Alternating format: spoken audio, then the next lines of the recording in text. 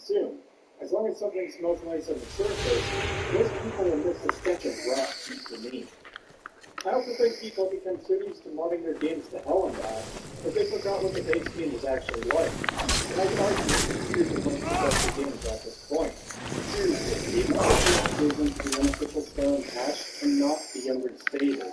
It fixes so many issues with the base game that it's safe to say that by using this mod alone, you are no longer having the vanilla Skyrim experience.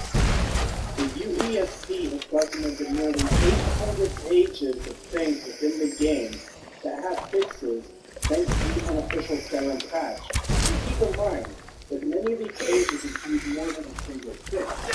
And some fixes seem minor, like telling the wrong sleeping way, which can cause the AI to game. Others are absolutely catastrophic, like having clips not actually work if you play the wrong fucking race. The mentality of "Mark will fix it" has become so ingrained into the minds of professional fans that there's very common defense for these games from criticism, to the point people actually argue that these games are more modding platforms than actual games, which is absurdly ridiculous. Quite often you see discussions, particularly about Skyrim and Fallout 1, mods will need to make it good. I think many of these people refer to fully modified experiences from the content they attach to the game, and judge it based on that instead. It's even funnier when people argue that Bethesda doesn't rely on modders, and in the same breath say they don't fix bugs because modders did it first. I don't think Bethesda relies upon modders to fix the bugs, even though the way it works out, that tends to be the case. It tends to be the case that modders will fix these bugs, and then Bethesda just doesn't see the need to fix them themselves because the bugs are already fixed. This is something I want to get out of the way immediately, because it's unfortunately an important part of the discussion, which I'll sum up simply with, if a game needs mods for it to be good, then it's probably not a good game. Besides casual fans and modders, there's also the typical fanboy excitement. And it easily earns the badass. Well, maybe that's a bit unfair to Joe. Even if the game isn't absolutely perfect, surely it's still an 8 or a 9 out of 10, right?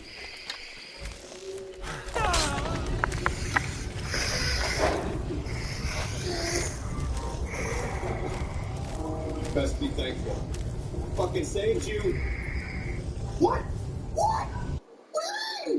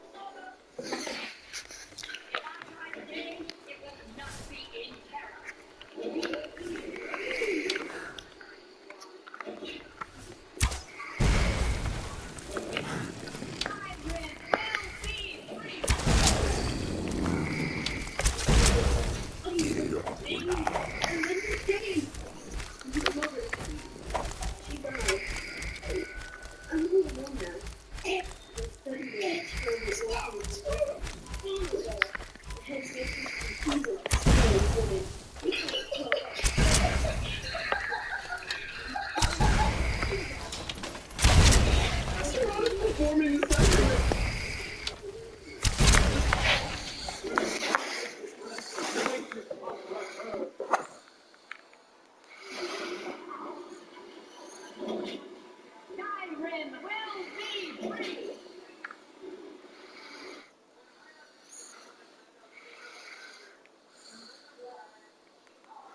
Probably not a good game. Besides casual fans and modders, there's also the typical fanboy excitement. 10 out of 10, and it easily earned the badass seal of approval. Well, maybe that's a bit unfair to Joe. Even if the game isn't absolutely perfect, surely it's still an 8 or 9 out of 10, alright?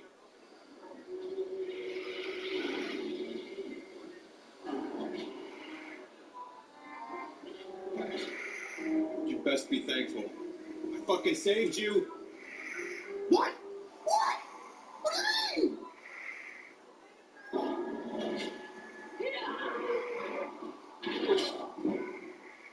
If I die today, it will not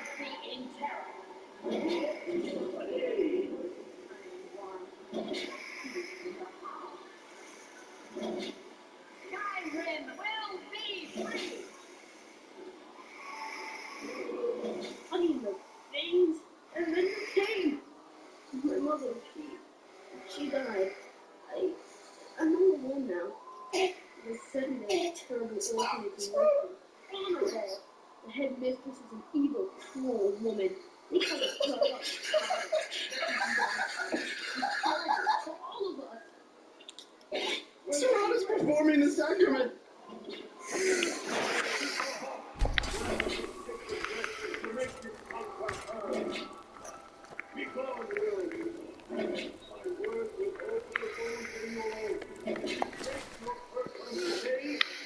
Holy shit.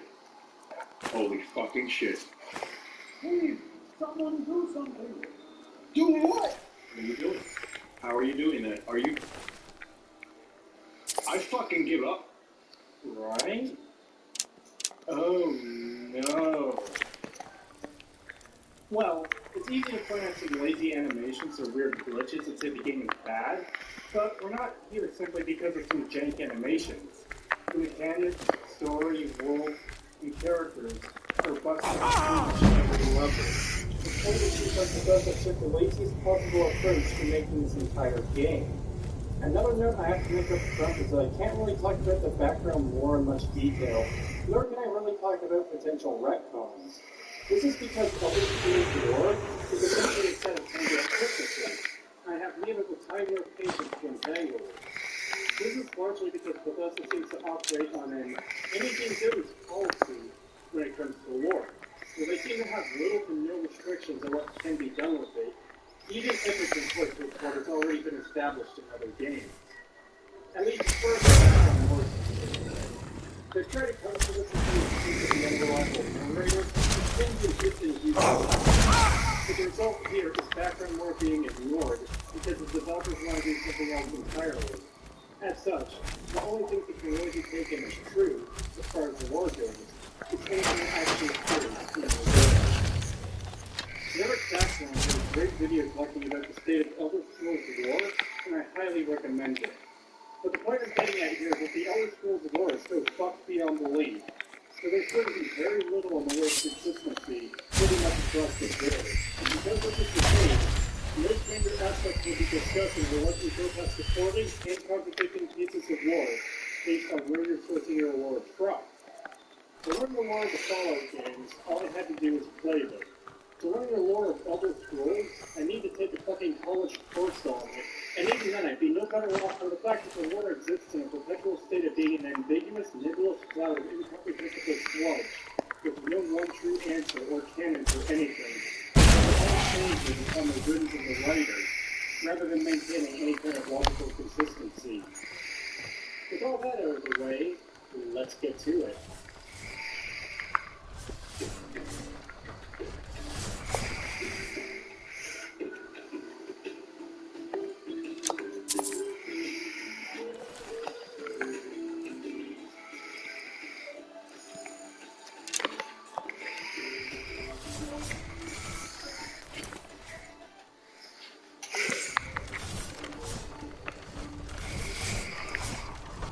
Like every Bethesda game since Oblivion, Skyrim starts off with an overly long and unnecessary tutorial sequence, but that's very little to happen in the game. Firstly, rules reputation are unavailable from the very start, because they are stored in the first gem of deep. Additionally, each race starts off with a basic flame spell and healing spell. Each of the other weapon types available in the same dungeon have to be eluded off the corpses of your enemies, so if you prefer a bow, you have to get through several combat encounters before you can even get one. So ultimately, it doesn't matter if you want to use a sword, mace, or axe, because the weapon classes have been collapsed into 3 simple categories. More on that later. The issue of not getting a preferred weapon of choice to start with could easily be solved by having starting sets of gear based on the class you pick, but such a thing would require there to actually be classes in the game in the first place. This brings me around to character creation. Quite literally, the only aspect of character creation this game has is on which race you decide to play at. While race abilities still exist, they generally seem less impactful to the races than they have previously. Each of the races get a bonus 5 points to 5 skills that particular race happens to be naturally gifted in, and 10 points for 1 skill particularly specialized skills. For example, Io, which commonly associated with being skilled magic users, has all the skill bonuses for magic skills. Each race also has unique visual effects, and some of these almost like they were thought into them. For example, Altmer have a 50% resistance to both disease and poison, and red guards only have a 50% resistance to poison. So if that's something you're concerned about, Altmer will always be a better choice by default. Argonians naturally get water breathing, which is fine, except for the fact there's barely any use for it in this game. Imperials playing a little bit extra roles each time, in a game where the economy is so broken. You'll be swimming in thousands of gold coins if you even remotely saw any loot and find. Does she get a 15-point bonus to unarmed damage? Unarmed? Wait, what the fuck? That's a 32. And oh dear. Their unique visual effect is to give a quest to gain access to support strongholds. Not gonna lie, I completely forgot those even existed. Once you pick a race, it's yours to create and end immediately. No class choice, no birthstart choice. This is where becomes one of the biggest issues with the RPG mechanics of the supposed RPG. The classic on what's the real specialization character build, raising any skill along with you up now, which does nothing to encourage any kind of character build. It's an incredible dumbing down of the RPG mechanics, oversimplifying the overall experience. You no longer have to think about what skills would be useful to you, nor did it encourage thinking skills and sticking to them. It's a total free-for-all. It's a huge chunk playing for casual players. But we are talking about an RPG here. Character building should be an extremely important aspect, but Skyrim does next to nothing to put the player in pursuing a specific playstyle. Is your class good itself? But maybe you want to try to sneak around instead of faking it. Which is concentrate speaker. Well, you will likely be trying to self-fight with your burst or weapons. And your class actually perform magic. Well, you will likely want to pursue learning more magical abilities, thus pushing you towards a mage's skill. The limitations of your character will also dramatically change how you play the game overall. Like if you're good at lock picking, for example, you're going to need to look around locks to get attack. Remember to open doors. You won't require to be good at lock picking in order to open locks. You can learn an operation spell to open them for you, or you can pay an enchanter to create an item that can do it for you. With the removal of cast on use items in Oblivion, the enchant was no longer an option. With the unlocking spells being one of the many victims of the spell killing in Skyrim, your only option became lockpick. Instead of not having classes, you never have a weakness at all. Because entirely on your shoulders, you arbitrarily inject weaknesses for yourself. The worse than that, it is an option to be available in previous games for dealing with situations. It does have a code system to substitute for the removal of classes and specialization, but most cards can do little more than damage bonuses and, for the most part, other simple effects, which is what raising a skill alone should have done. But it gets worse yet. Not with the removal of classes, there's the removal of attributes. Similar to Special in the Fallen series, attributes are aspects of strength, agility, willpower, and they were made part of your character building in previous games.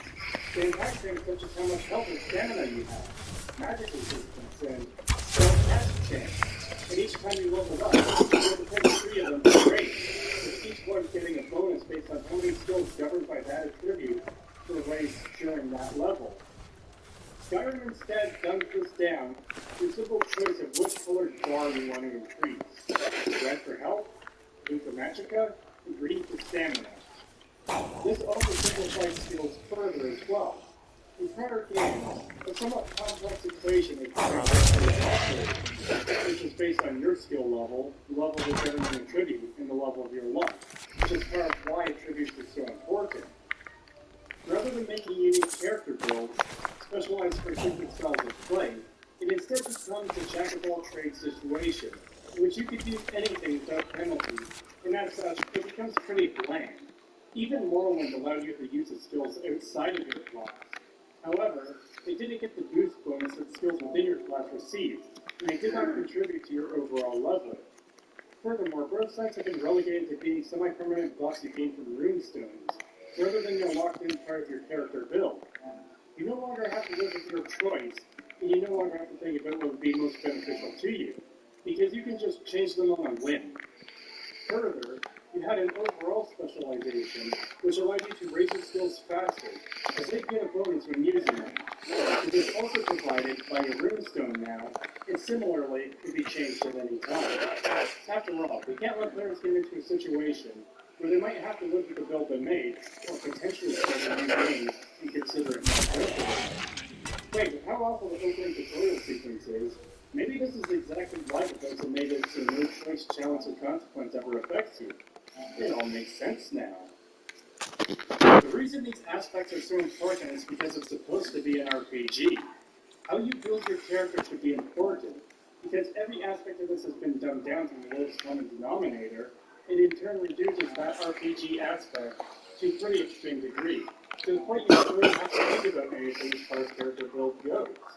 It's far more casualized, and that's not even intended as a slight towards casual players, but towards Bethesda's priorities.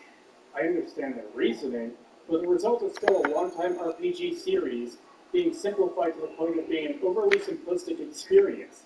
It's Babby's first RPG, and I mean that in more ways than one. We'll get to that as we go along, though. This brings me along nicely to skills as a whole. They've been reduced even further from Oblivion, which, to remind people, stripped back some skills from Morrowind.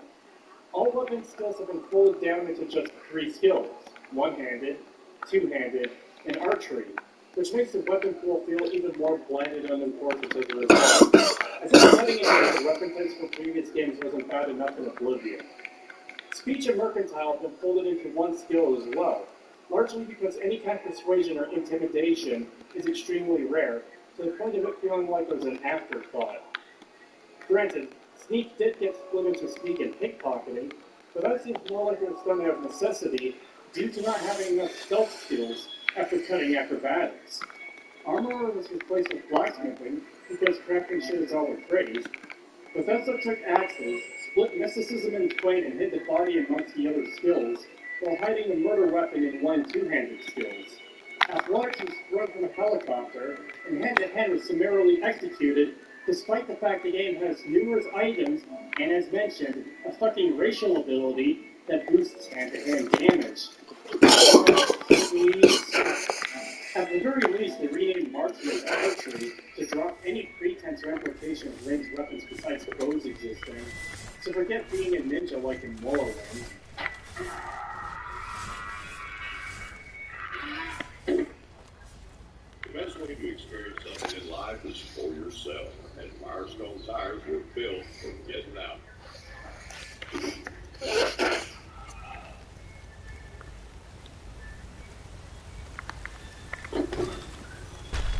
Even though Dawnguard adds in 4 crossbows to pick from, careful there, you're breaking the future bank of the new weapons Bethesda.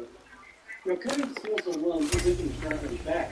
There are absolutely instances where a skill is nearly useless, where there's an arbitrary split in between skills that would make more sense for them to be combined into one. But as mentioned, that's not even fully the case here. Sneak used to cover pickpocketing, but now there's 2 different skills because the fact apparently didn't know what to put in the missing space, so all 2 specializations would have equal skills. But even then, the problem with that is that magic still outnumbers the other specializations. There are 3 skills that are split between 2 specializations. Archery, split between stealth and combat, while enchanting and alchemy, 2 skills historically under the magic specialization, are split between combat and stealth respectively. Even cutting mysticism was a stretch, but this just goes to show how important some of these skills really were, and that arbitrary cutting in order to reduce them for the sake of reducing them isn't a good thing. Most of the skills under mysticism were simply given to the other magic skills, even though it makes no sense for most of them to be where they are now, such as Soul Trap being a conjuration spell, conjuration being a skill all about summoning creatures to fight for you, and materializing weapons and armor to fight with out of thin air.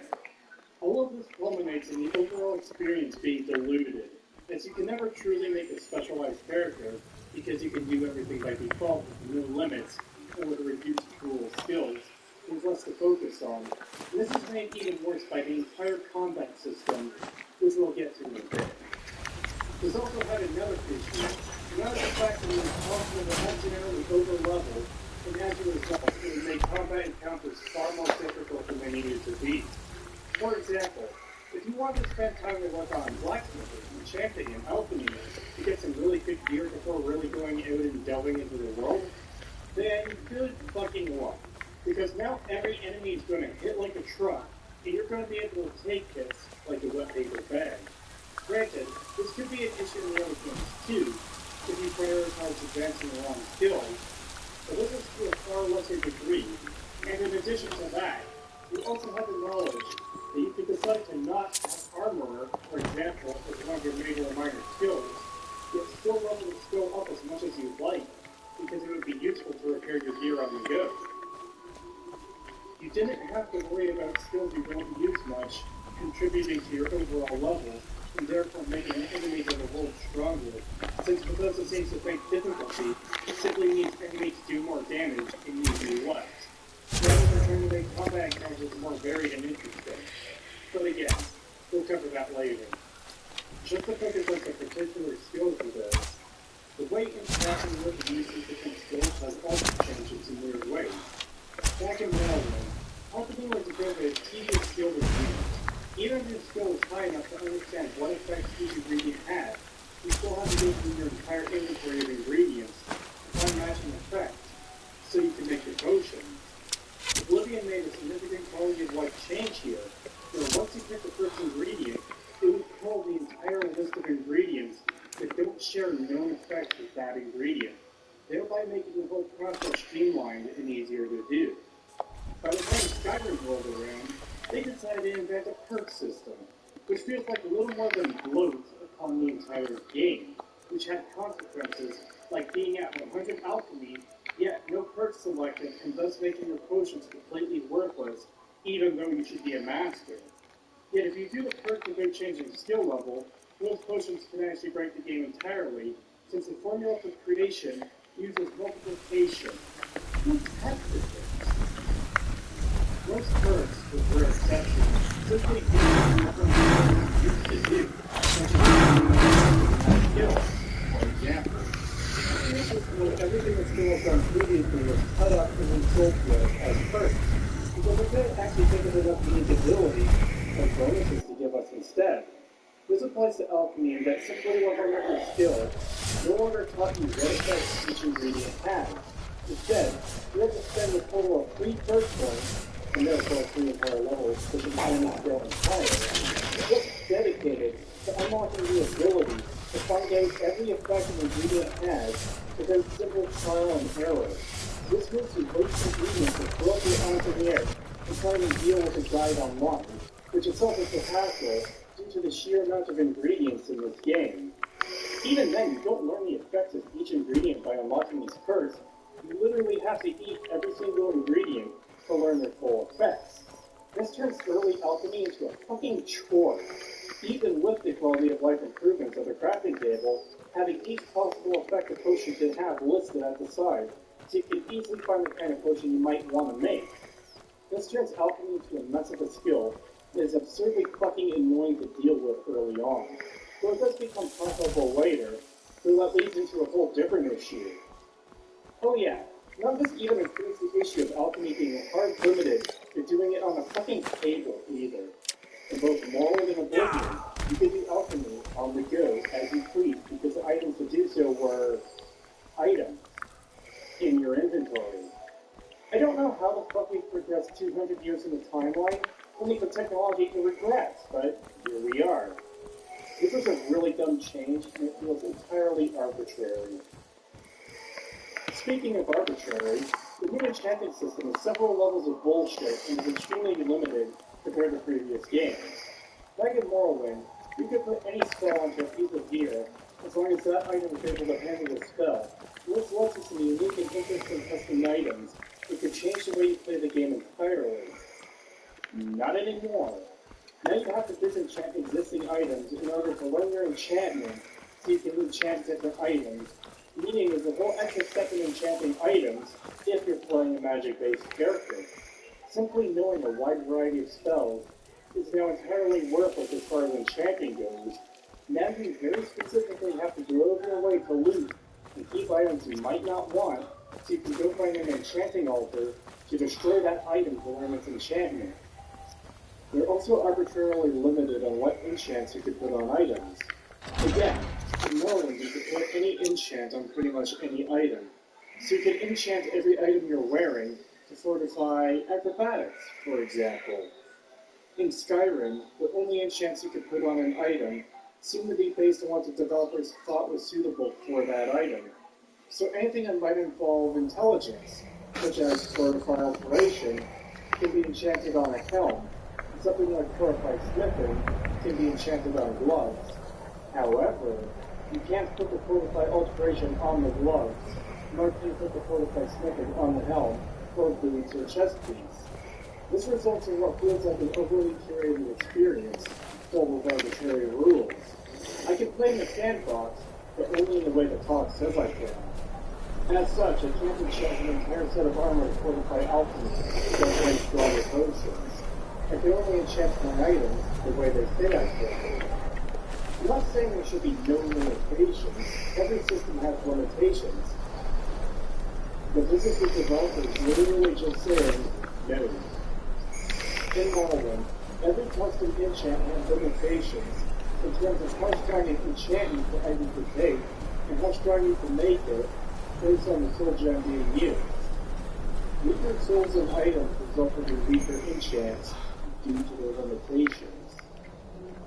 Additionally, you can only put a single enchantment on any item you enchant until you max out enchanting it first, and unlock the ability to put 2 enchants on a single item, thereby making everything you've enchanted up until that point immediately inferior to anything you could enchant now. See what I mean by the perk system selling things back to you that you used to be able to do by default? And again, this applies to many of the effects the perk system has. Pretty much every starting perk of any tree is simply to do the thing better, which used to be the entire point of skill points. As such, the exact number your skill happens to be feels like little more than an arbitrary gate between perks. That's not to say your skill level has no effect at all. It absolutely does make a difference. It's just so minimal in most cases, especially since the perks do the heavy lifting now, a very good foreshadowing of the future.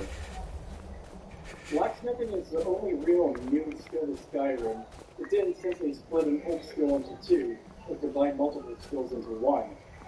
Technically, it's an evolution of armorer, but I was literally just maintaining your equipment, not actual crafting. Smithing is very much a tedious and time-consuming task, and the only reason you'd ever do it is to improve your equipment or to make dragon armor.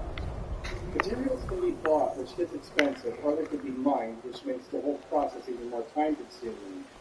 When leveling this skill on my own, I got to about 90 before I gave up and used cheap to just get materials so I could finish off the last few levels. You can simply spam making iron daggers, which is 1 ingot and 1 set of leather strips, but buying the way to the top essentially results in a loop of fast traveling to each town you know has a blacksmith, buying the necessary materials, making the daggers, selling them, and continuing on. I had God mode off, so I didn't have to deal with carry weight, so this only gets more tedious than what even I had to deal with. If you really want to make this process more tolerable in one regard, but far more tedious in another, you could craft gold rings, which gives far more experience and sell for more than daggers. So, where does the tedium come in? Well, to effectively make gold rings, This one you need needs a gold ore. take a look. And to get gold ore, you need to transmute silver ore. And to make silver ore, you need to transmute iron ore. A single ore at a time, twice for every single gold ore. And you need 2 to make a single bar.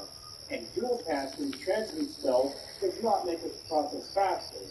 In fact, it takes more magicka to do the same exact result. Even gaming the system is a tedious chore.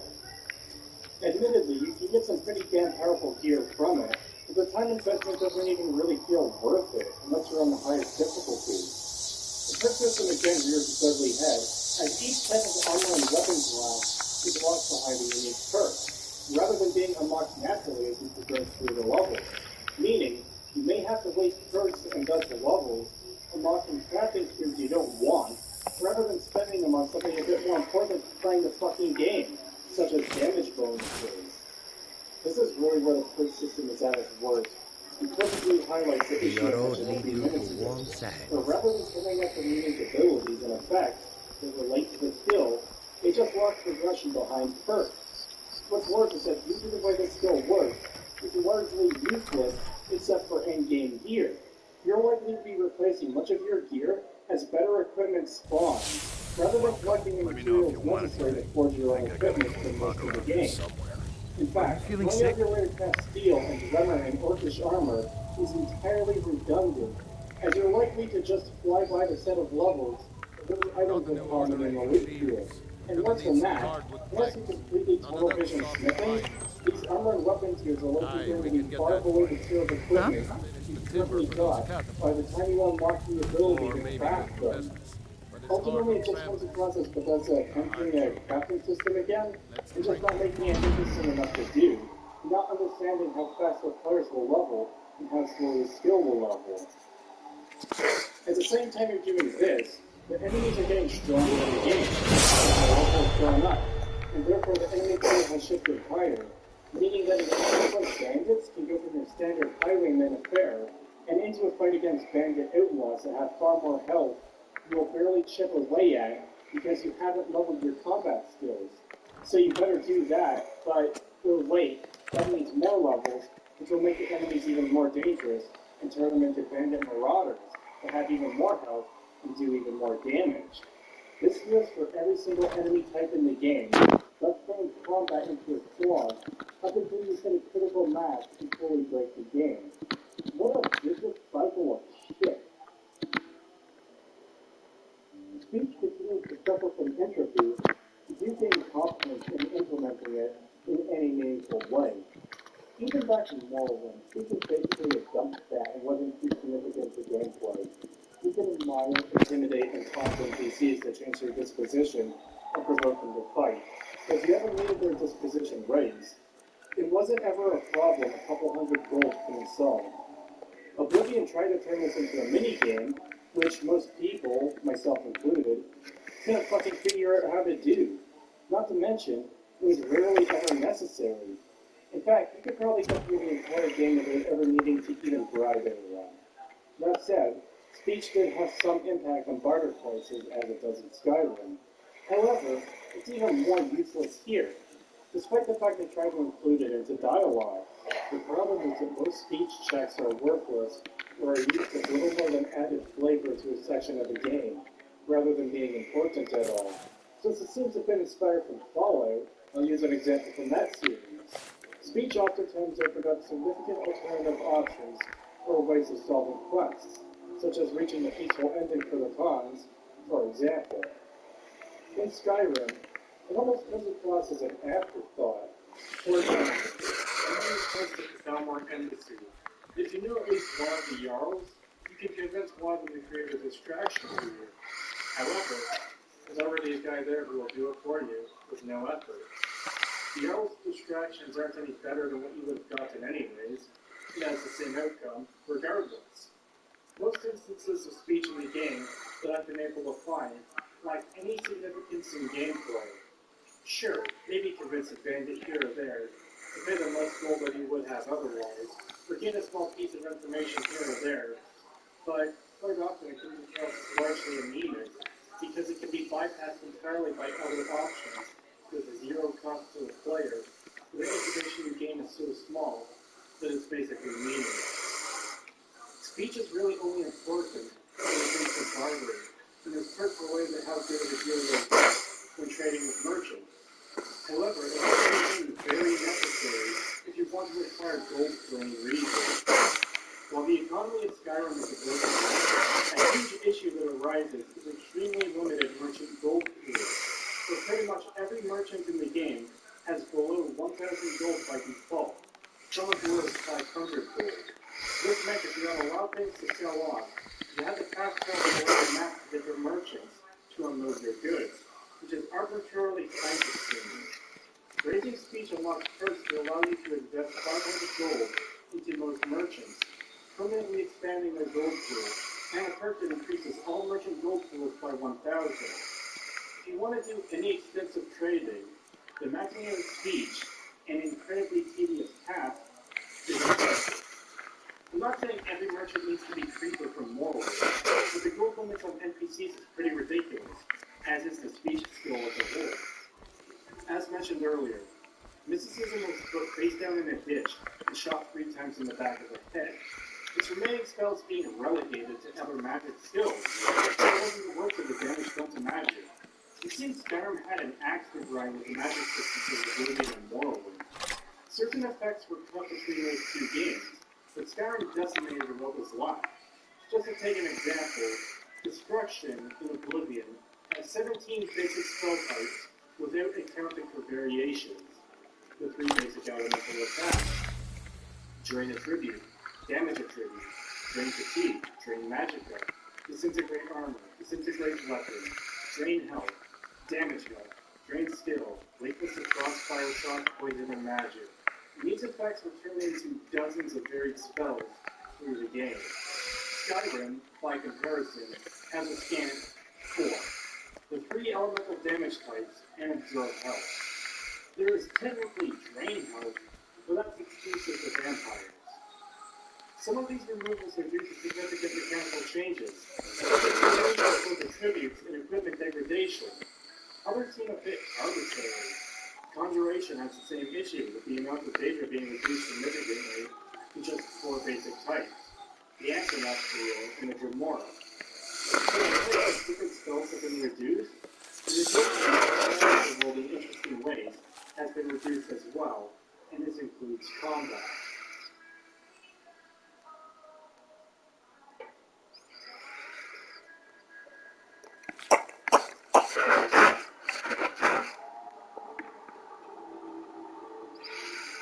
As with every Elder Scrolls game, there are 3 basic combat specializations: melee, magic, and stealth. You can use any combination of skills under these specializations, or you could go all in on a single specialization. Unfortunately, each combat specialization has significant issues. Starting with melee, it's largely reduced to the game of picking either a single-handed or two-handed piece of metal in your desired shape and spamming the attack button until your enemies die. Dual wielding has slightly been added to the series, however it comes in the most useless form possible. There are no real special attacks for having 2 weapons outside of power attacks, and clicking both attack buttons at once.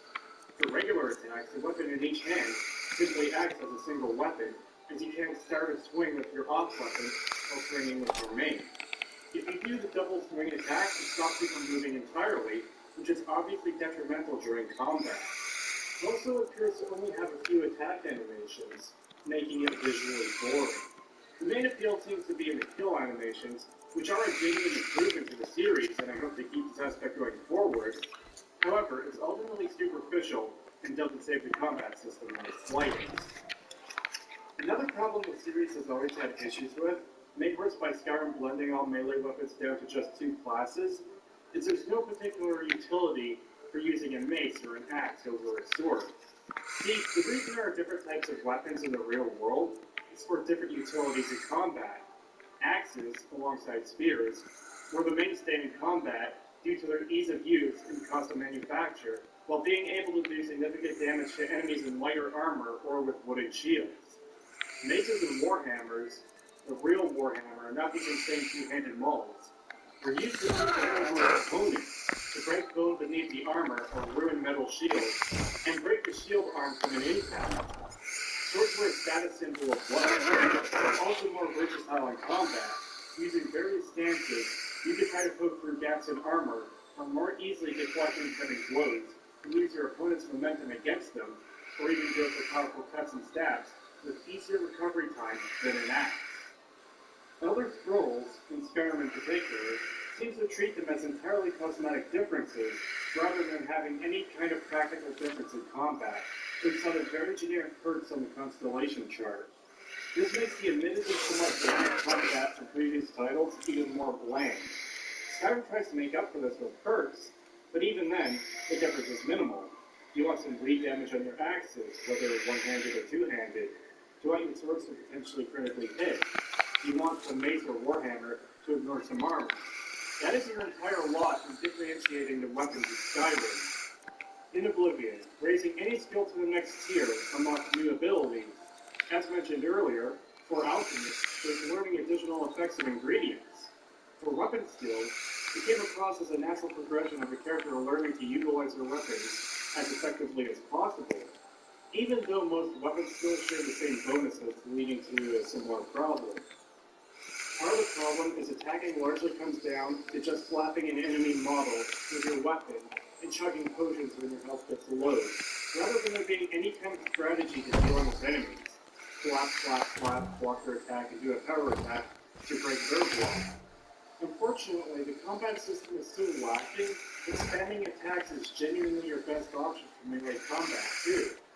Power attacks could stagger an enemy or break their block. However, doing power attacks on legendary is a death sentence. Spam clicking attacks levels the skill faster, if you actually want to get level unlocks. It allows for a chance to back away from opponents, which is far safer than when you launch into a long animation, wherein the enemy and others can get 3 hits on you. A lot of this comes from the permanent damage debuff the player is saddled with, meaning enemies only take 25% of the damage, while the enemy has no such consideration and deals 3 times the damage to the player. So spam clicking and keeping the menu open to chug potions becomes the most comfortable option. In truth, you really want to try and avoid any multiplayer combat as much as possible on legendary. Well, what does weapon bashing to get around this problem? Assuming you need to get the stagger to work with a power bash, which requires level 30 of blocking, the enemy will be stunned for a longer time. There doesn't seem to be a consistent way to stagger a person, even with the power bash, thus making it unreliable, and even more notorious, there are still bugs present to this day that negates things like disarm bash, level 70 blocking, even working at all. As it turns out, if you play an Argonian in Skyrim, you cannot use Helgen Bash at all. It has to be fixed by an unofficial patch. But go on and tell us how Bethesda doesn't rely on modders to fix their game at all, Foxhorn.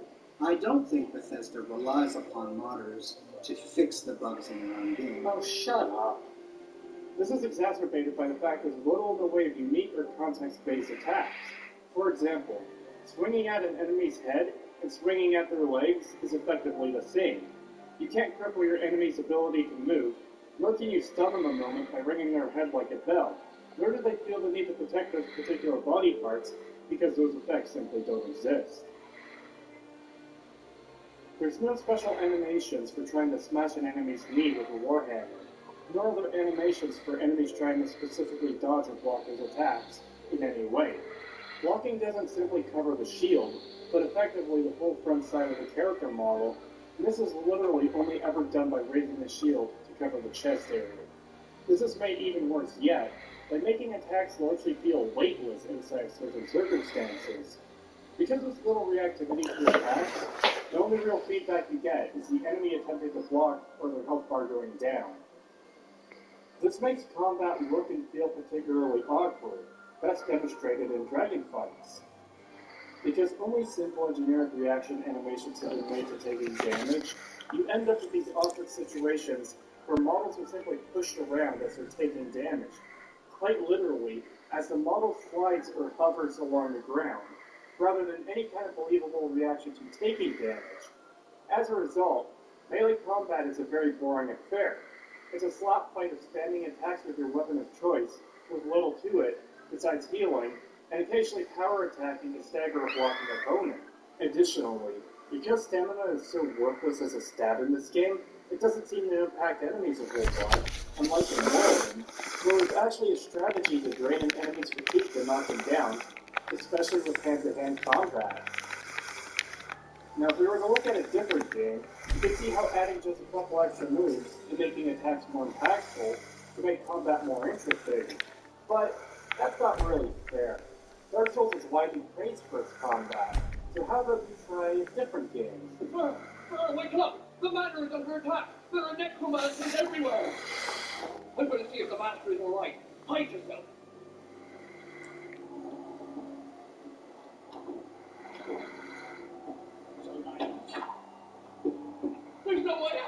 We're trapped! You won't make it. Show some skill before. What was that?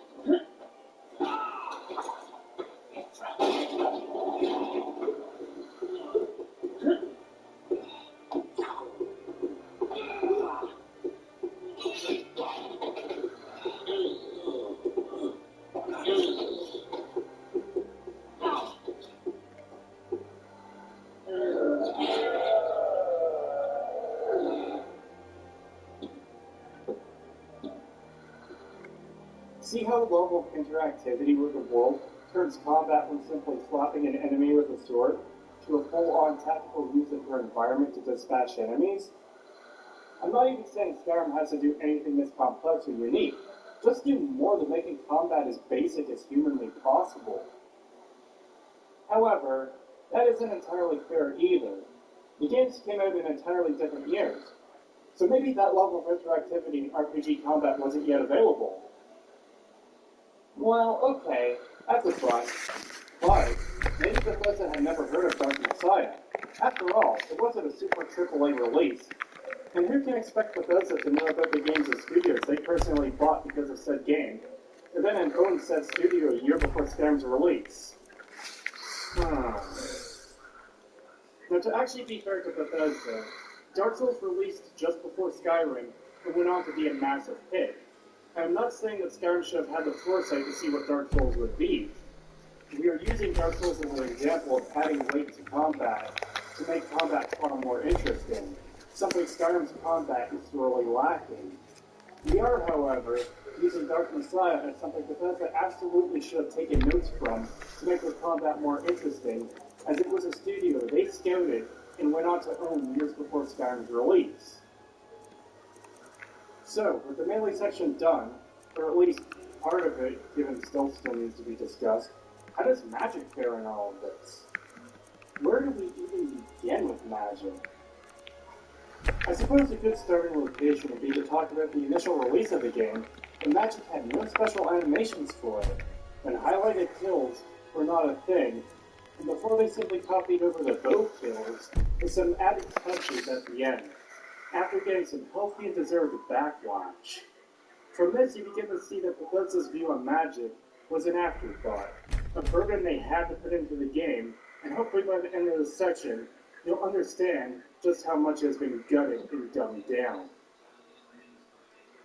Magic may be one of the most underwhelming experiences in all of Skyrim, simultaneously great once you slog through the mediocre bits, yet always feeling incredibly weak unless it's used against you. At first, the system looks like it has depth.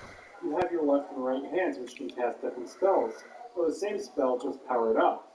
That is, if you have the appropriate level to then spend a level up point into said perk, assuming you also have the other perks unlocked before that in the chain.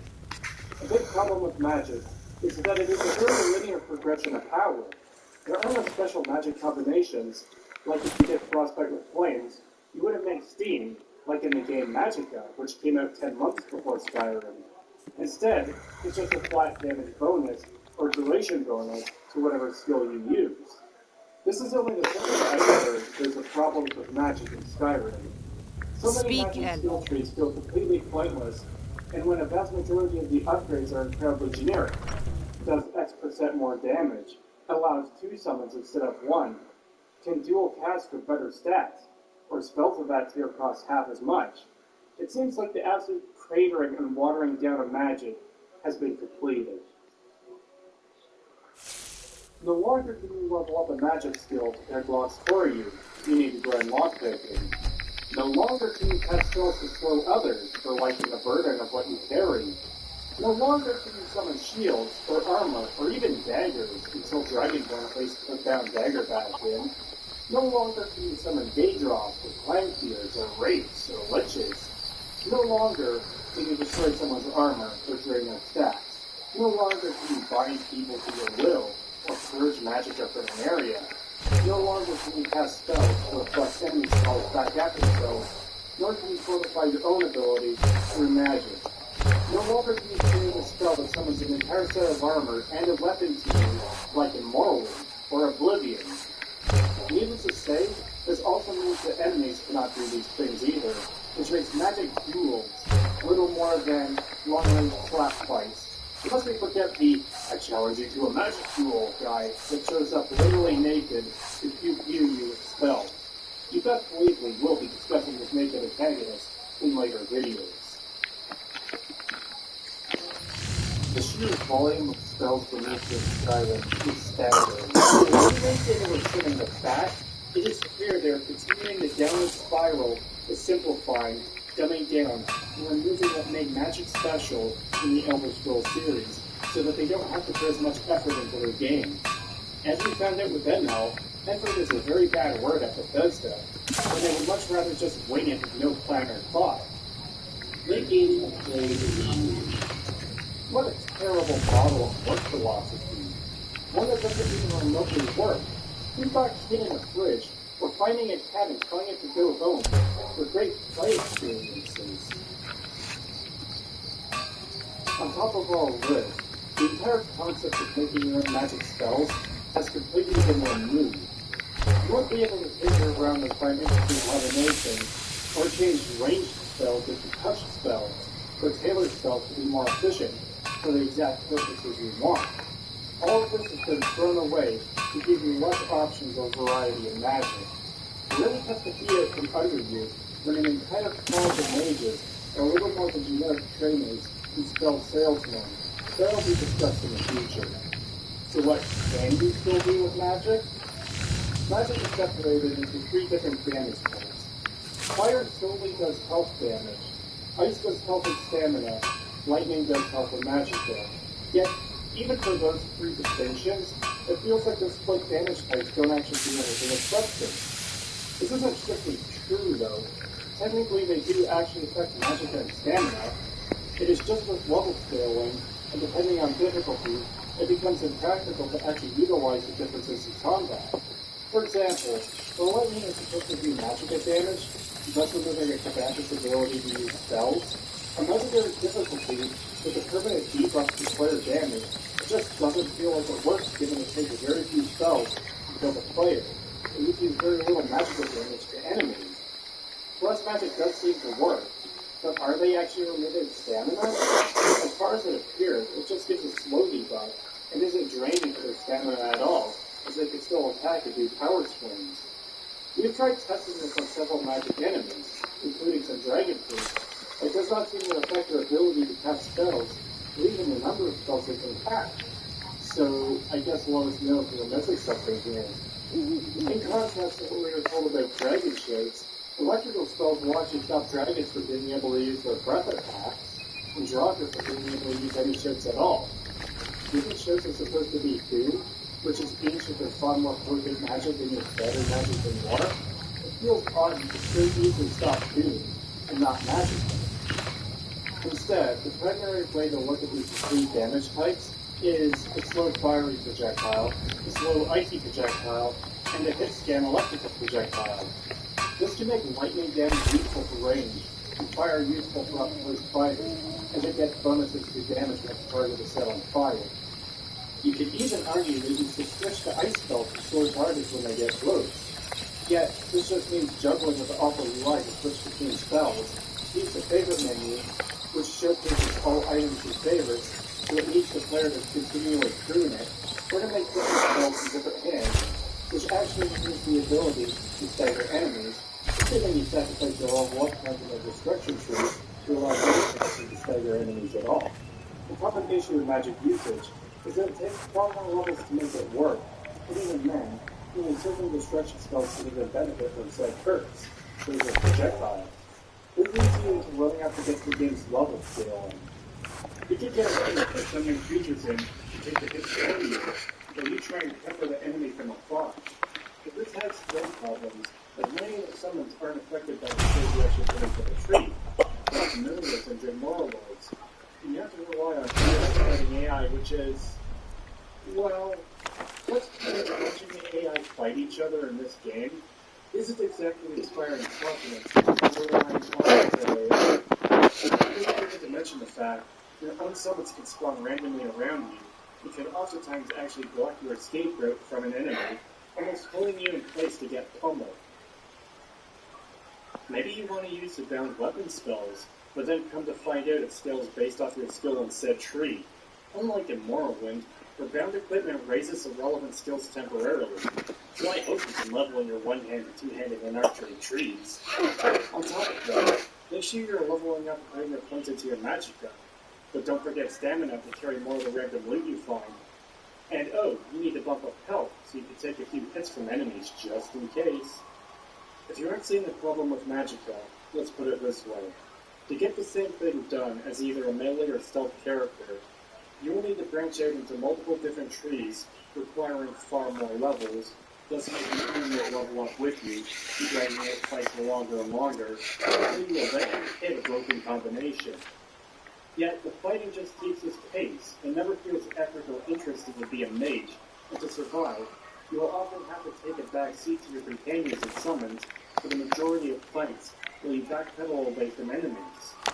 So to become more self-sufficient, you have to do far more work than either a melee character or a stealth character, leveling multiple different trees, likely moving into melee and ranged weapons on the side, leveling armors to keep you alive, and enchanting so you can make that armor give you magicka back, and best level outfits and backup potions, and smithing so you can make the armor to keep you alive in there.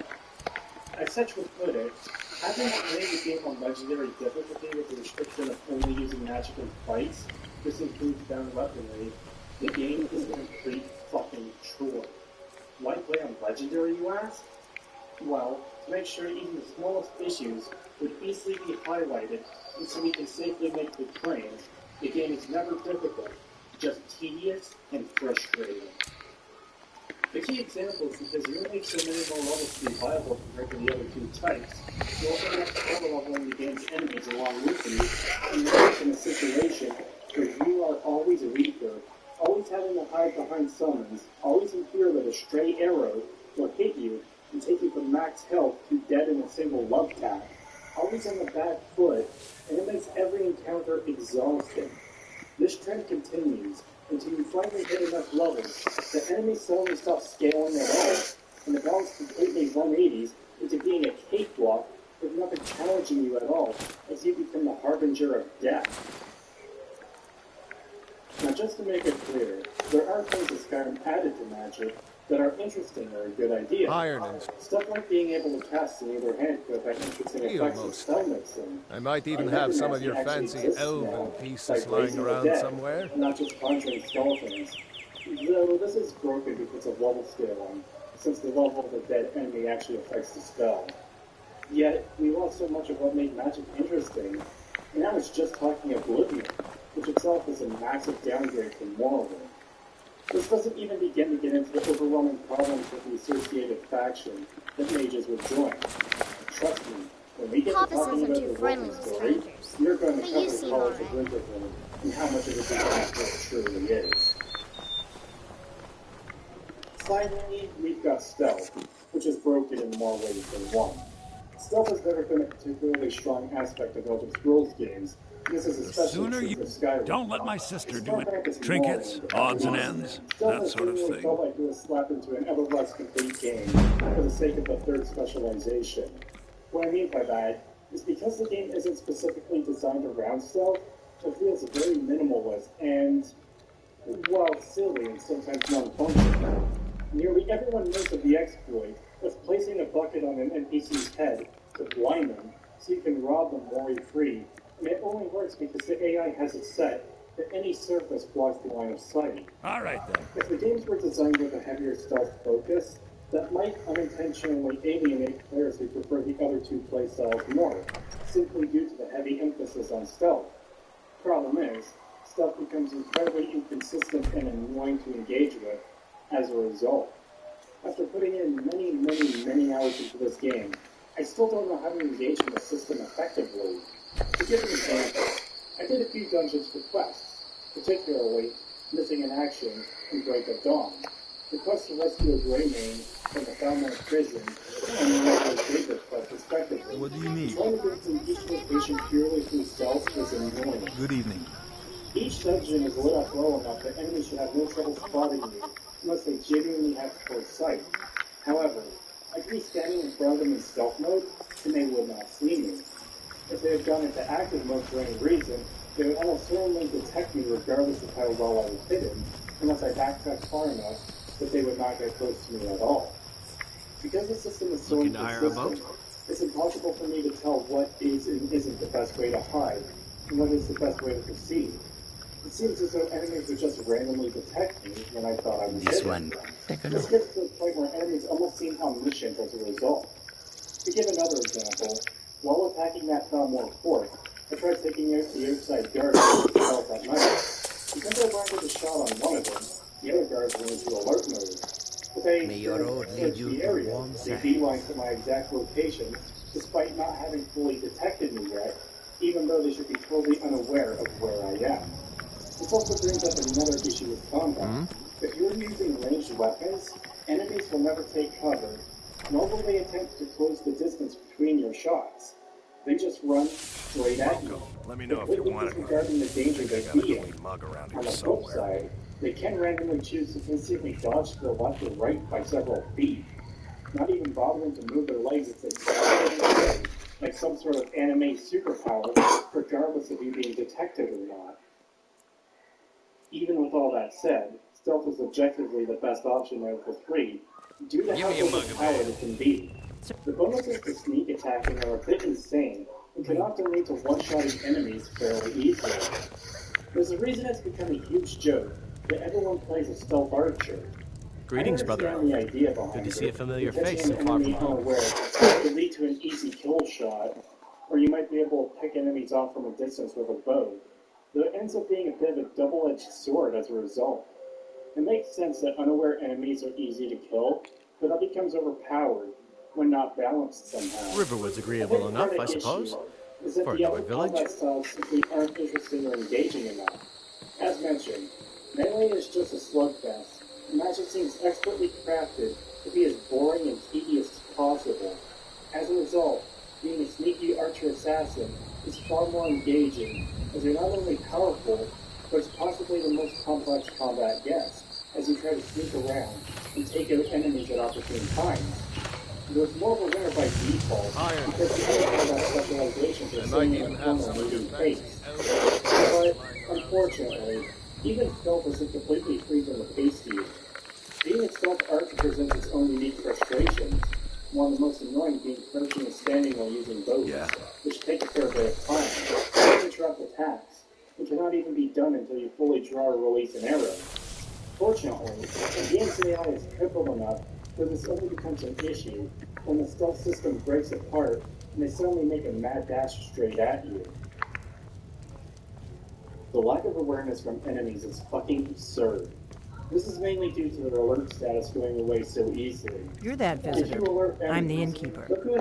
Word is Ulfric Storm escaped from the Imperials. War is only going to get worse now.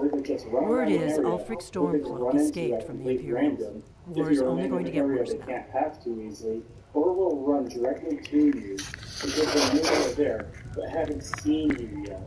If you manage to stay hidden from them, they'll be thrown out of alert mode after a minute or two, and they'll have a line in which they say, "It must have just been my imagination," or "It must have been the wind." Now maybe if they were on alert mode due to a noise you made, that might make sense.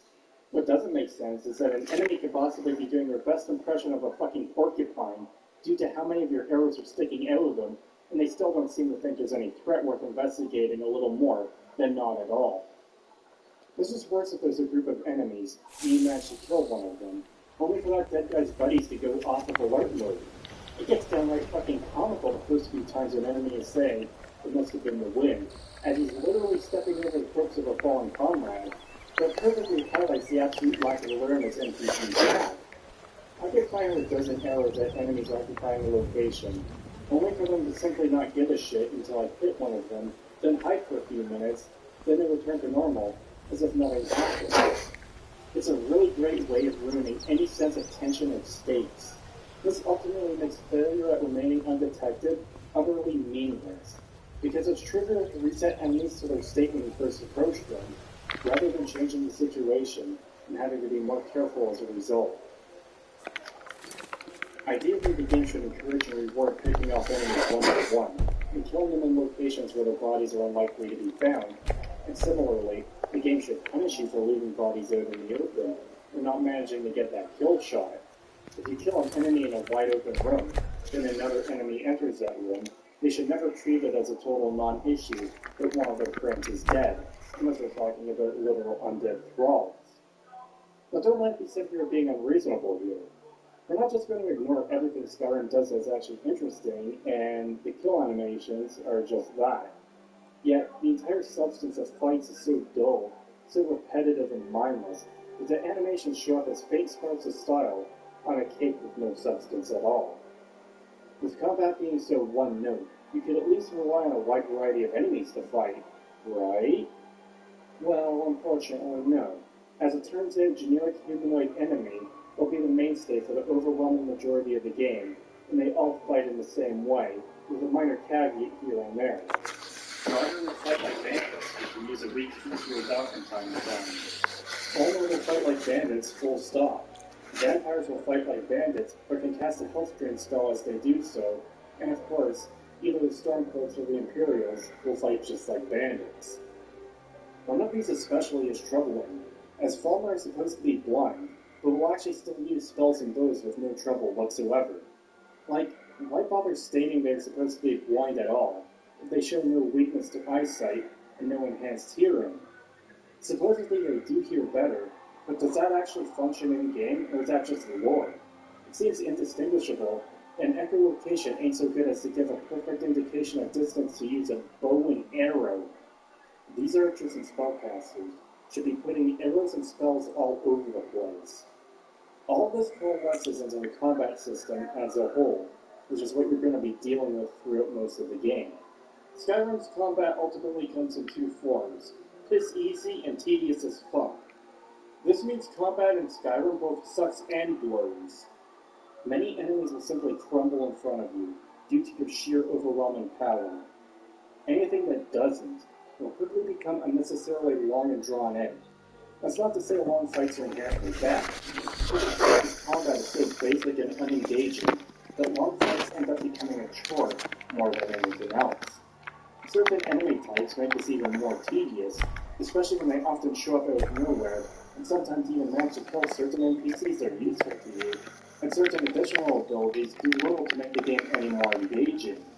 The Revenant, right? Everyone loves to see Leo fighting the bear. Watching Leo fight the bear is great.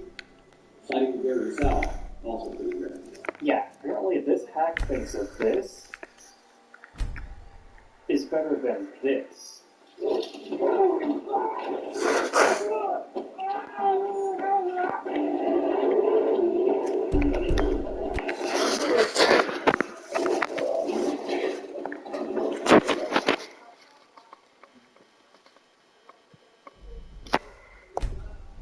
Now, delving into dungeons and getting loot or killing monsters has been a fairly big part of the Elder Scrolls since at least Morrowind, so this part of the game has to be real fucking strong, and you're going to spend a lot of time doing it.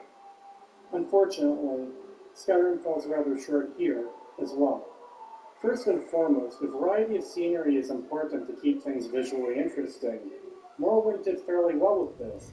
There are Daedric ruins, Rummer ruins, ancestral tombs, ancient Dunlop fortresses, and Velocity towers. After that, however, the variety became far more limited. Oblivion's dungeons consisted mainly of old Imperial forts and Iliad ruins.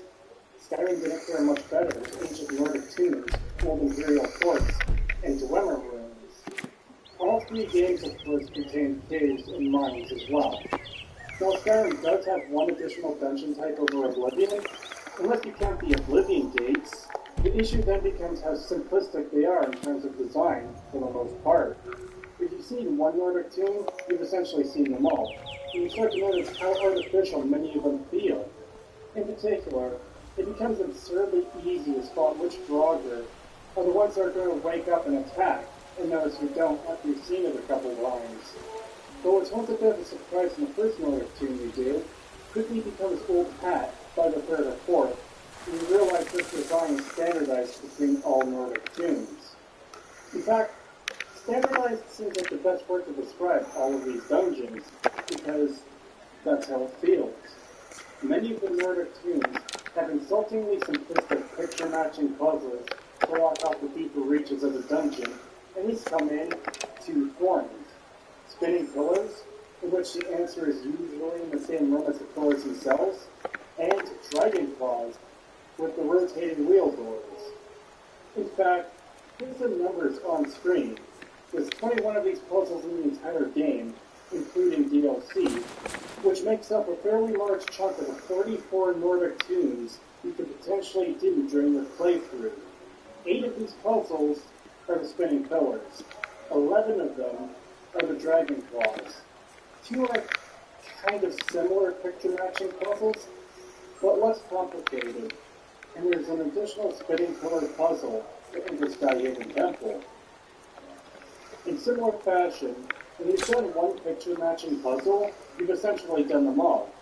Only on an extremely rare occasion do the developers get a little bit wild and adventurous and bold by making more than one pillar spin at a time, to make it slightly more difficult than not at all.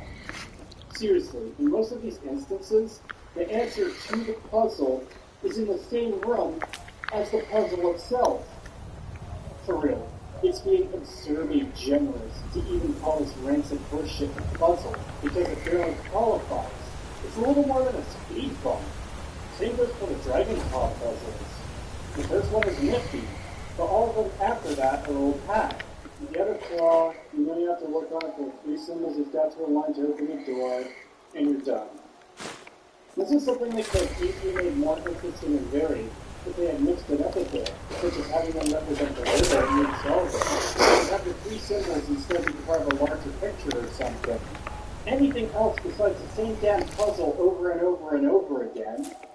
It very much seems as though Bethesda's got a quantity over quality issue, where they seem to think having more of something just means it's good, rather than focusing on the quality. At last, a worthy opponent! Throw in another picture-matching puzzle. This is a game about dragons? Spawn one in to annoy the player every 30 minutes. If anything, Skyrim is an exercise in repetition ad nauseum. The Dwemer ranks and Imperial forts don't fare much better either. I don't recall any of the Imperial forts having puzzles, but they never come across as standard dungeon area, with the rare exception that is actually somewhat interesting. Rotation is populated by X enemy type and has sick loot, maybe a couple traps, and a super convenient back exit or barred door that deposits you next to the entrance. Dwemer ruins tend to be more grand in scale, but they suffer similar problems, as most are infested with thalmors. So most often times you do one of these dungeons, you'll be fighting these fuckers. I get there's war reasons for it, but the overall point is a distinct lack of variety, and this is something that seems fairly consistent across the board. Danger types have been reduced to an insanely pathetic 4 in the base game, from all the interesting varieties we had before. And of course, one of those 4 is just another fucking humanoid enemy, which is by far the most common enemy type you'll be facing throughout the game, meaning the already lackluster and simplistic combat system has you mostly facing off against one enemy type, dude with a melee weapon, maybe a bow, maybe a spell, maybe a dagger, maybe a sheriff. This isn't even getting into the absolutely awful world-building problems these limitations present, for how Bethesda, once again, didn't bother to put any effort into the type of loot and items you could find in these dungeons. But that's a topic for another video.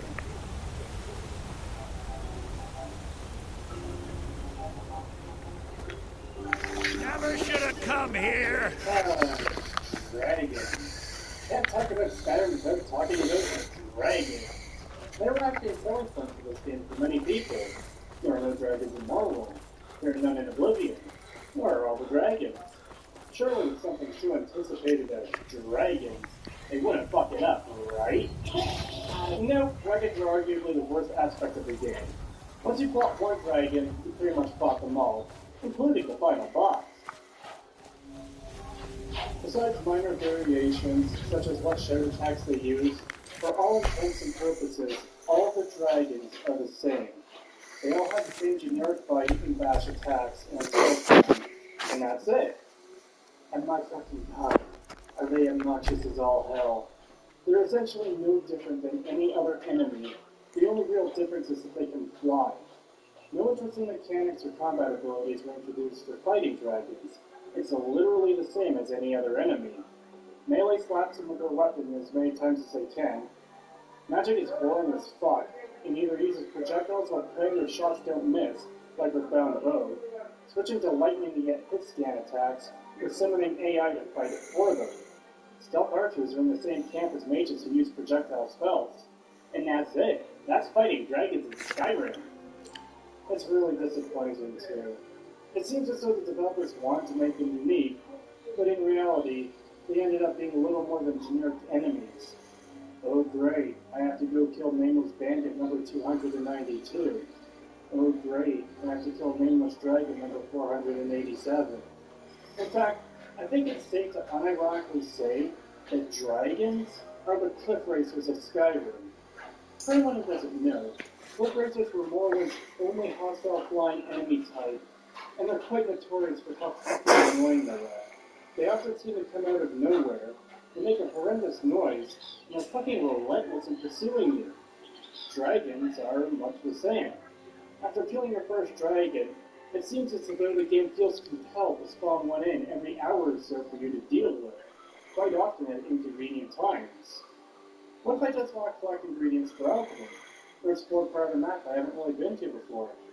What if I need to stop by Riverwood so I can get materials for my shitty DLC house? What if I want to install some weird degenerate anime waifu mod and play around with it? Well, fuck you, the game says it's time for a dragon fight. I sure hope no NPCs who care about die in this attack you have absolutely no control over. It would be a shame if the merchant who just invested 500 gold in to have a larger gold pool for selling items to, or to suddenly decide it's a good day to punch a dragon in the face and die as a result.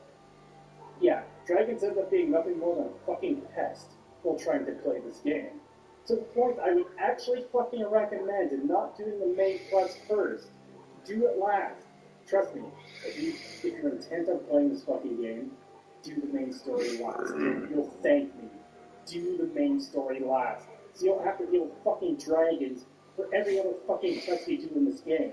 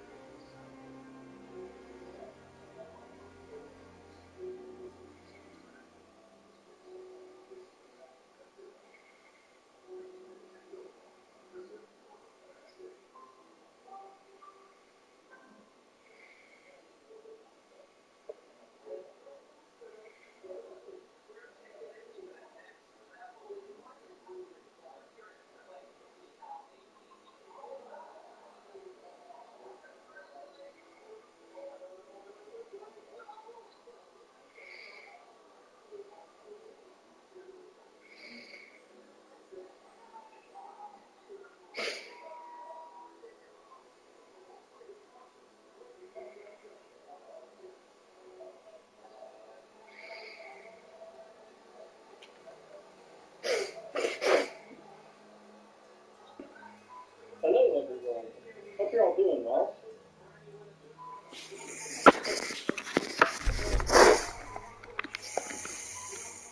Yeah, hi everyone. We're waiting on sections into the bathroom as we walk in.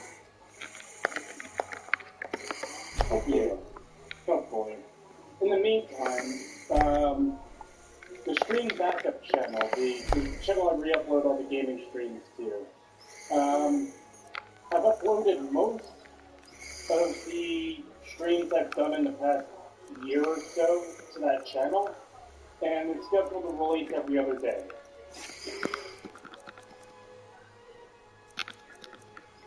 That CD pick is the most boring thing ever. Really?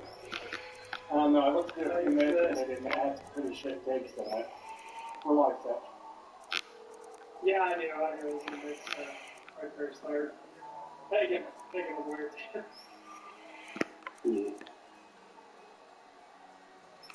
Anyways, there's just like chatting. A lot of the gaming streams have been re-uploaded to the Alt channel and scheduled to release every other day. Nice.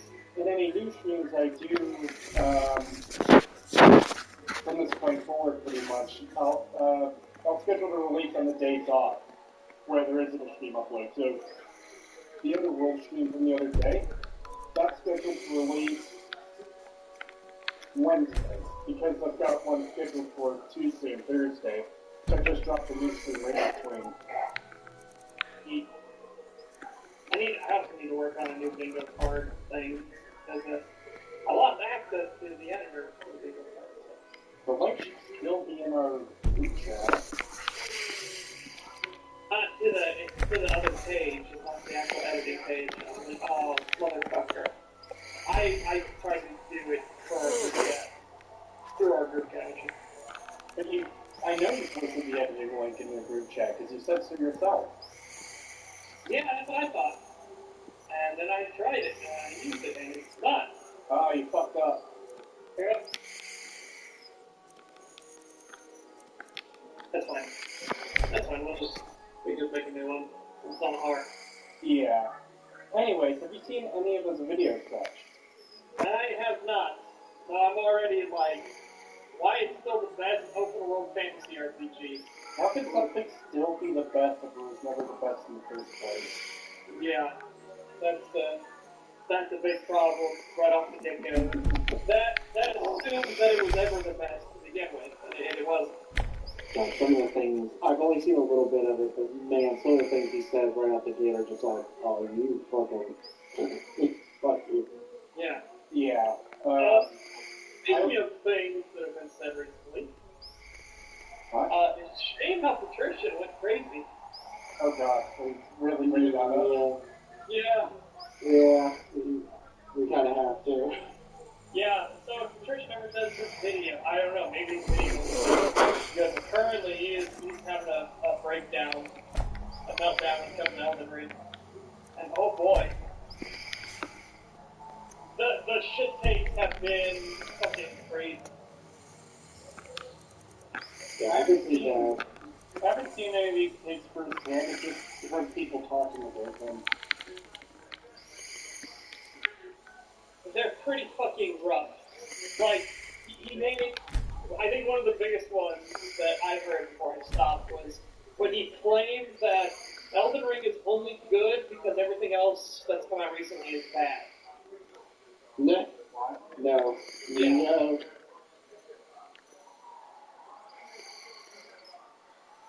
Dude, yes, the fucking devs of Horizon Forbidden West in particular, has gone fucking insane. It's great. These developers in the industry are so pissed that Elden Ring is successful. Like, Elden Ring scored enough.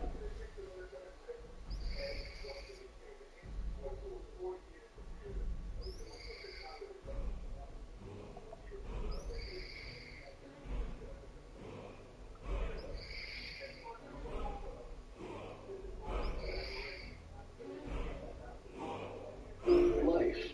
A passion for finding your calling. And the paths we choose may not always. And recording and live chat. Hello, everyone. What up, people? Such here. You sound half dead, David. Only me and doesn't have that excuse. Usually. Hey, I got a little bit of sleep. I slept for like 4-ish hours. I slept for 2. Oh shit. Yeah, so I was going to bed, and I was going to get like 5 or 6 hours sleep. I was checking my phone, I was like, oh, you know what, I've got to play a little bit of Slay the Spire, so I'm even lying in bed playing Slay the Spire on my phone for like another hour and a half. Yeah. I didn't think I was me being dumb. I was like, saying goodnight to Professors. We watched the Dune movie last night. I'm saying goodnight and everything as we're leaving. And then I was like, going out there and like cats are like meowing at me. I'm like, yeah, don't worry, kitties, I'll feed you. And then they're just like, I gotta scrub this room real quick. Easier, it's true. A jester, funny suit and all. North by the Laurius farm. Fool had a coffin in the You are the first one. I don't think I can handle the legendary, the legendary. Got something I'm supposed to deliver. Your hands so I watched the crappy new one, which was actually really good. I really like the new movie. Moving up in the world, eh? Yeah, looks like that's it. Got to go. Dude, my favorite part was we watched this video because we just talked to. We've done more recording. Costa done more recording on it, and done some more editing on it. And we were just talking, and we started watching a video about the best and worst changes David Lynch is doing to Bill News doing. And I'm like, oh boy. We basically, we didn't record this, we didn't stream it, but we essentially did a mini stag of our own last night watching fucking this video talking about Dune. Yeah. And there were some very poor choice of words, and her accent did not help with it. So, David Lynch said, however, David Lynch also complained that he didn't have true artistic freedom on the project. Did you just say artistic freedom? And it's like, But then immediately afterwards, on the opposite end of the spectrum, it's like,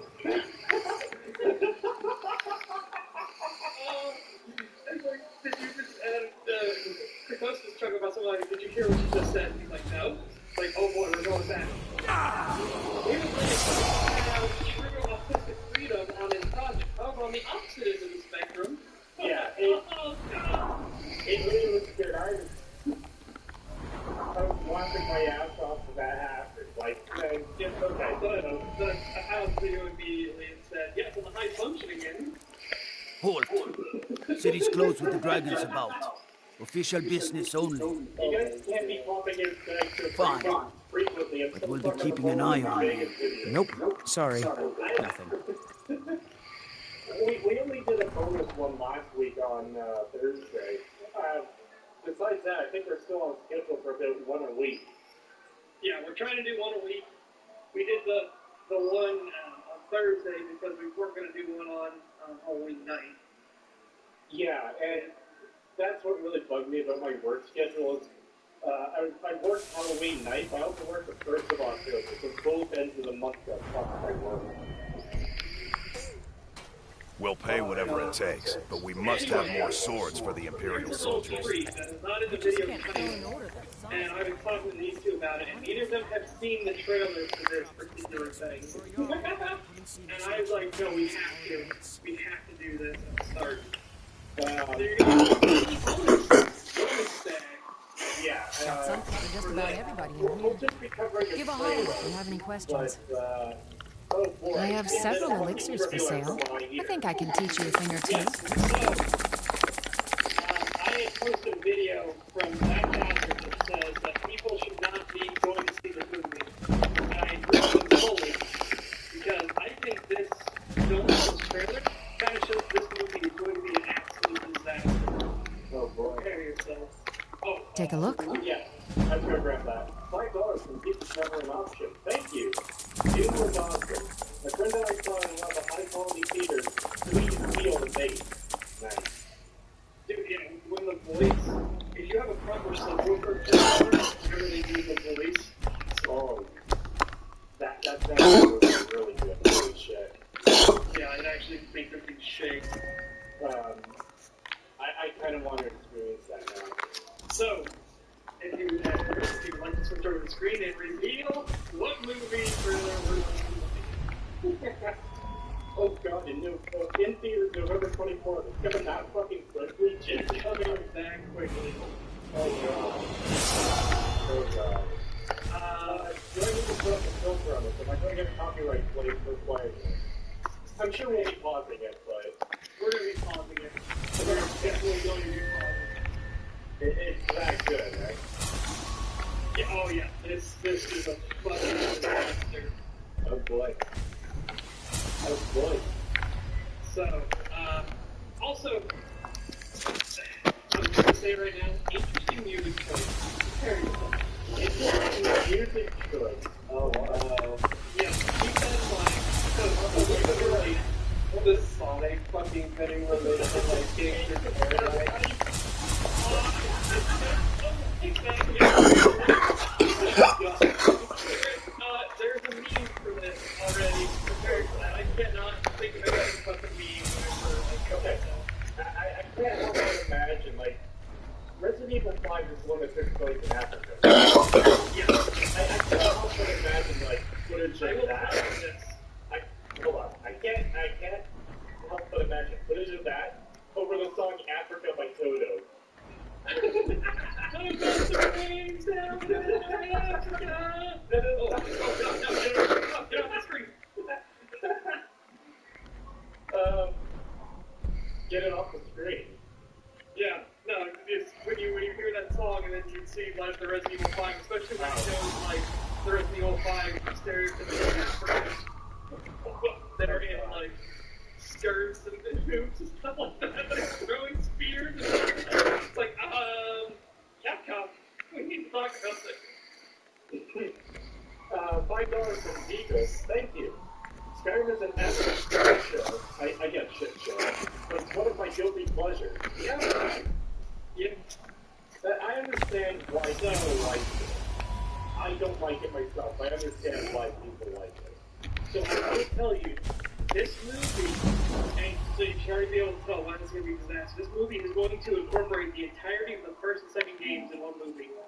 Oh no. Oh no. Back anytime if you need a remedy. Why would you do this? Yeah, that's a terrible idea. What the fuck? Yeah, get ready. Oh boy. Get ready. I guess we should just get started then. Yes, let us begin. You're producing.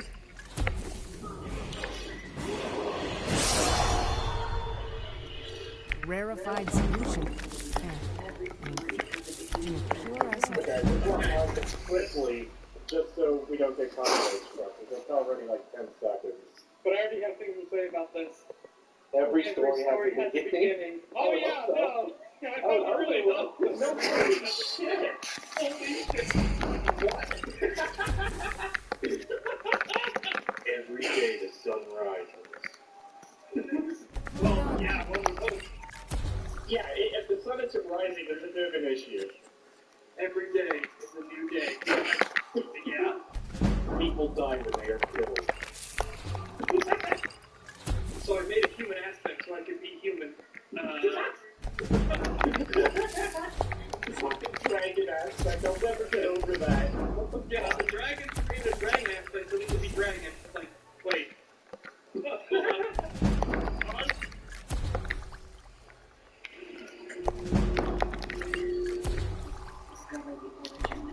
If there's anything I can help you with, you have the class. Just pausing again because of the copyright. Super nervous about that. So, another thing is, you're going to notice that if you know anything about the characters, Resident Evil games and all, the game storylines are fucking banana hammocks, like crazy people watching. But if you know anything about the characters, you kind of notice when they start, every single character has one. Oh no. Okay. Yeah. Will you guys do a stand up Jim Thurlow?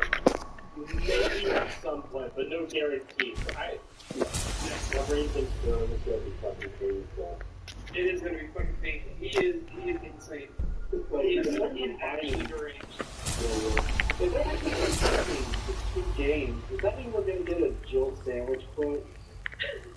Need something? Okay, Take a look. However bad this movie is, the Jill sandwich quote would fucking raise it significantly. Like, what would raise it significantly is, what is it? It's a weapon. It's really powerful, especially against living things.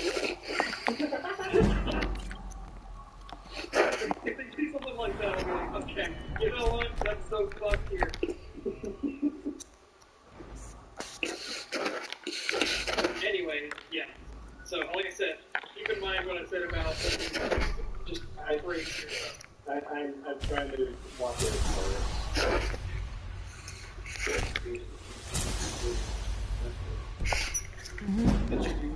our child and keep you moving. With the full range of I sell services.